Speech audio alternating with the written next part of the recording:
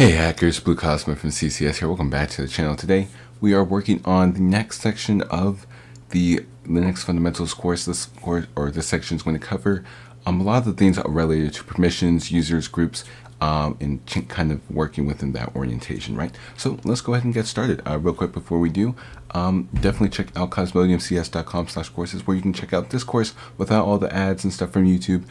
Here, on the website, you can check out this course and a ton of other courses, Python, cybersecurity, Hack 5 Gear, a bunch of other cool stuff. So definitely look into that if you guys are curious. Otherwise, let's jump into it. So we are on my terminal. We can actually hit the right control and F to go full screen. You do have a little taskbar at the bottom here if you want to kind of do any, I guess quickly access any of the toolkit, I guess, and such for virtual machine, or for your virtual machine, VirtualBox, whatever. Yeah, so let's go ahead and start talking about permissions, right? So kind of get something started. We'll make a basic proof of concept file, right? So we'll do nano, and then we'll do test.sh. So sh is the program that is, for bash. So it actually is what runs bash files. So we can do, something simple as ls, for example, and then control S to save, control X to exit. And if we list, we now have that test sh file. If we want to run it, we can do sh test sh, and it will run it, and it just runs the ls command for us. Cool. The bash language is an actual programming language, so it does have conditionals, loops, a bunch of other stuff that you guys can learn in your own time. But for the sake of this course, we're going to kind of use that as an example going forward. Cool. So if we run LA in our terminal, it basically lists all the files in here, even files that are hidden. So if a file or a folder starts with a period, it makes it hidden. So we have our .bashrc, so it doesn't show up. So if it does start with a period, the file will be hidden, or the directory will be hidden. But we can see a lot of information here, right? I can actually, what is it? Control minus. There you go.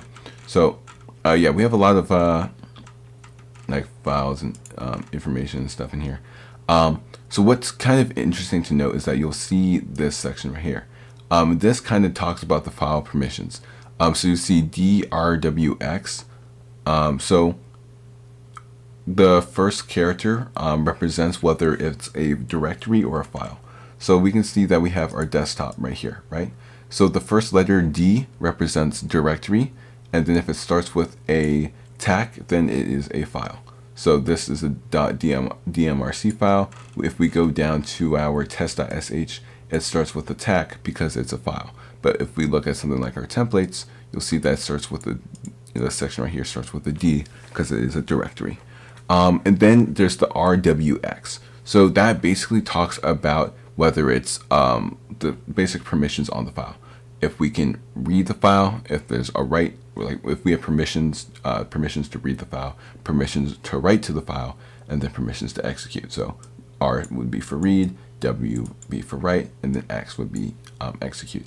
And those kind of basically the three different modes that these files and directories can have. Cool. So if we list again, right, there's our test.sh file right there. So what we can actually do is actually make this file into a executable, and how we do that is with something called chmod. Chmod basically stands for change mode, and we basically change the mode of a command. So we can use chmod plus X, for example, to make it executable, because right, R would be to make it readable, W would be to make it writable, and X would be to make it an executable file. So if we do chmod plus X, and then we do our test.sh, now when we list, you see the color changed a little bit. I know you guys can't see too well on my screen. Let me make it a little bit bigger. There you go. So you see this test.sh, it's a little bit more of a lime, or like a more sage green. But if we, beforehand, you could do sh test sh and it would work. But now we have the ability to execute it as an executable file. Same way you have like exes on Windows. Basically giving that the executable permission, we can do a /test.sh and it will now run the exact same.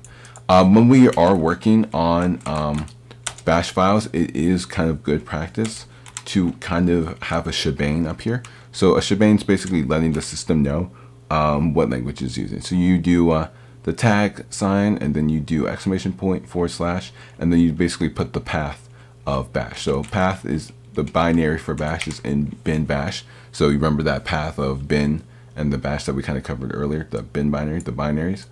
Or that binary directory that is in the parent folder. Right? So this is our parent folder, and that's that binary directory in the parent folder, and then in that is our bash. So we can just put this at the top to let the computer know, hey, that this language is using bash. Cool. So we can Control S to save, Control S to save, Control X to exit, cancel. Oh, I'm using the wrong control. My bad.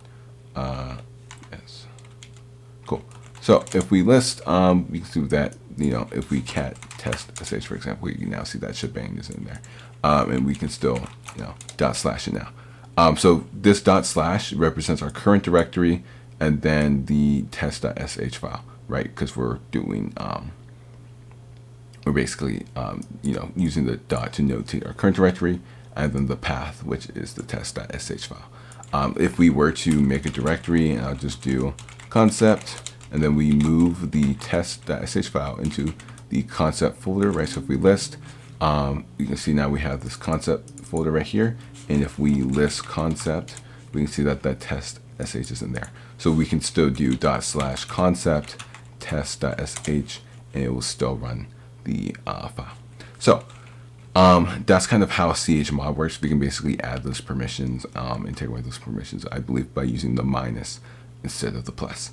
But yeah, so let's talk about users and groups on Linux. So I can go ahead over. How do I want to do this? Let me minimize the terminal, and let me bring up the slides again. And perfect, cool. So users and groups, right? So users on Linux have a numeric user identifier.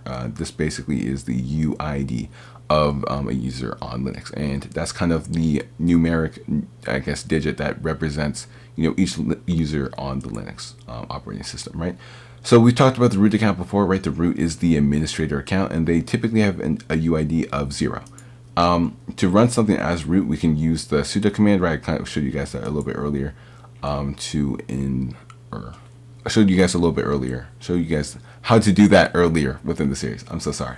But yeah, so not all users actually have permissions to run commands as root, because we can basically set permissions to specific users and groups. So users can belong to something called groups. Groups are basically where a collective of users can actually share permissions, right? So you can have like a super users group where you want all the users who have kind of administrative privileges. Like, so that would be like the root account, and that would be like the default account you make up. And if you want anyone else to use the system, or if you're hosting Linux as a server and you want other administrative users on there, then you can have a group for those administrators, and then you can have a group for those basic users, so that way not everyone has administrative permissions. So let's talk about the etc password file. So remember that / etc. So that / etc is in our parent directory, and then there is a password file within that parent directory. And this is basically where passwords used to be stored in Linux. I don't believe they have it anymore. We can actually try catting it.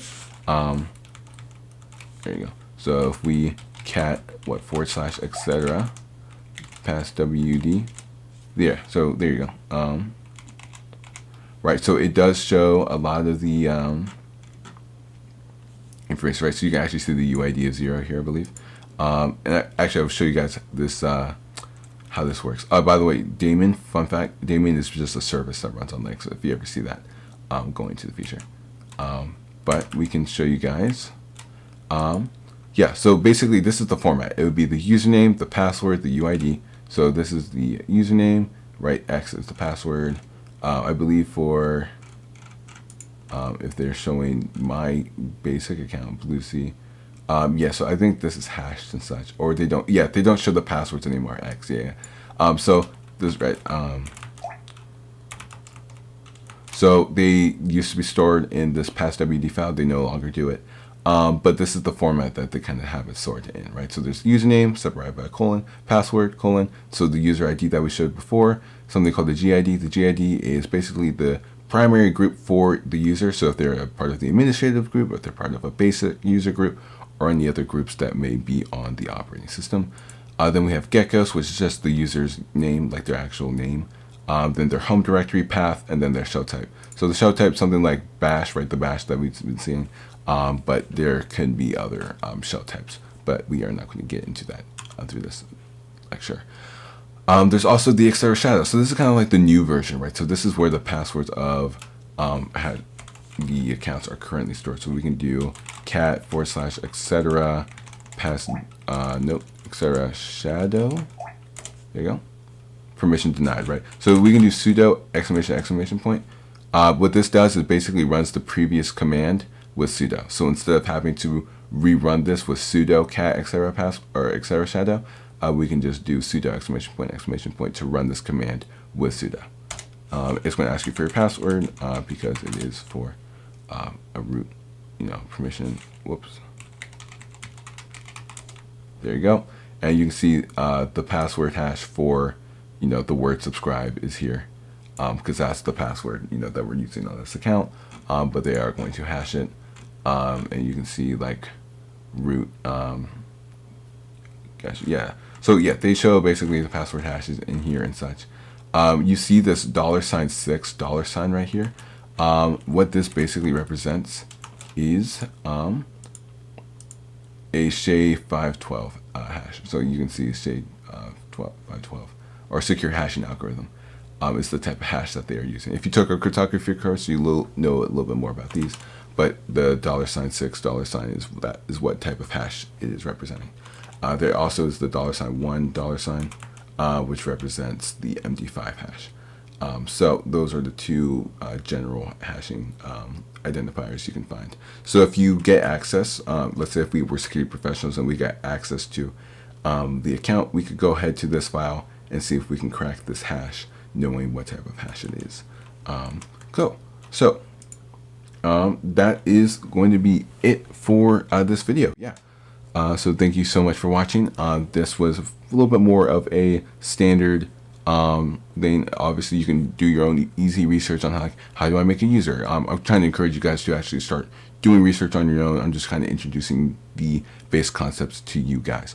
But until then, I'll see you guys in the next one. So stay happy, stay positive, and as always, happy hacking.